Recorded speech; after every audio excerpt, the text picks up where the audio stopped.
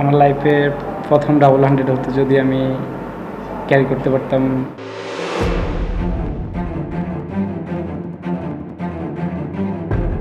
13 November দিনটা মাহমুদুল হাসান জয়ের জন্মদিন। সেই জন্মদিনটাকে খুব ভালোভাবেই রাঙানোর সুযোগ ছিল।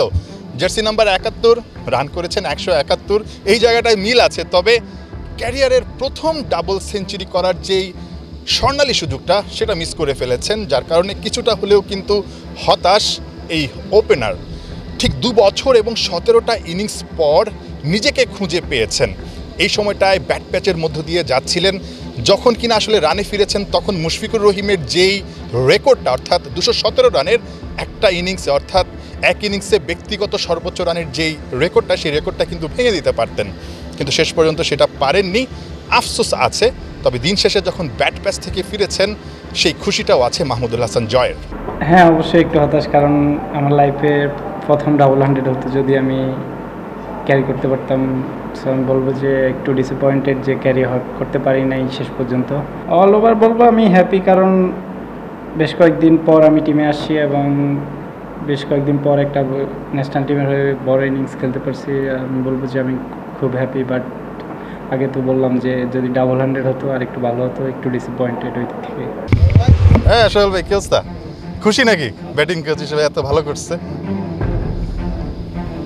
ব্যাটিং কোচ মোহাম্মদ আশরাফুল, মুখে চওড়া হাসি।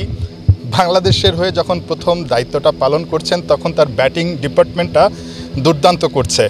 ঠিক প্রথম ইনিংসে বাংলাদেশ যখন 500+ রান করেছে, সেখানে শুরুর 4 ব্যাটসম্যান অর্থাৎ টপ অর্ডারের 4 জনই কিন্তু 50+ রান করেছে, যেটা কিনা বাংলাদেশের টেস্ট ক্রিকেট ইতিহাসে প্রথম, এবং দেশের মাটিতে এটাই বাংলাদেশের সর্বোচ্চ রান। সো সব কিছু বিবেচনা করলে ব্যাটিং কোচ খুশি হতেই পারেন। সবচেয়ে বেশি খুশি সম্ভবত মাহমুদুল হাসান জয়, যিনি কিনা 171 রানের একটা ইনিংস খেলেছেন। তবে দিন শেষে যদি ডাবল 100 হতে পারত তাহলে কিন্তু আরও বেশি খুশি হতেন ব্যাটিং কোচ। আশরাফুল ভাই তো জাস্ট এই সিরিজে আসছে, ওনার সাথে আমার আগে তেমন কাজ করা হয় নাই। উনি জাস্ট 2-1টা পয়েন্ট বলে দিয়েছে। আর সালাউদ্দিন স্যার তো আগে থেকেই ছিল, উনি জানে আমার ব্যাপারে। সো বলবো তেমন কিছু বড় কিছু চেঞ্জ করা হয় নাই। জাস্ট আমাকে বলছে যে তুমি তোমার ন্যাচারাল খেলা খেল, যেভাবে পারফর্ম করে আসছো সেন্স খেলে ওইভাবেই খেলতে হবে। আজকে খুব ভালো শেষ হয়েছে। আমরা শেষের দিকে তাইজুল ভাই, মুরাদ খুব ভালো ফিনিশ করেছে, এবং কালকেও হয়তো আমরা যদি আর্লি মর্নিংয়ে 1-2 উইকেট নিতে পারি তখন ওদের লেট অর্ডার ব্যাটিং চলে আসবে, তখন আরও ইজি হয়ে যাবে, হয়তো বা কালকের মধ্যেই শেষ হয়ে যাওয়ার চান্স থাকবে খেলা।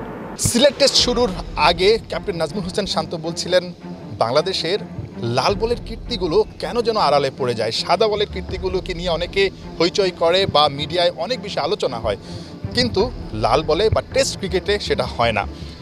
ঘটনা হচ্ছে, যখন বাংলাদেশ আসলে টেস্ট ক্রিকেটে ধারাবাহিকভাবে এই ধরনের পারফরমেন্সগুলো করবে তখন কিন্তু ঠিকই বিষয়গুলোকে সবাই হাইলাইট করবে বা খবরের শিরোনাম হবে। তবে টেস্ট ক্রিকেটে বড় দল হয়ে উঠতে হলে বাংলাদেশকে অবশ্যই নিয়মিতভাবে এই পারফরমেন্সগুলো করতে হবে, যেটা নাজমুল শান্ত এই বছরটায় করছেন নিজে।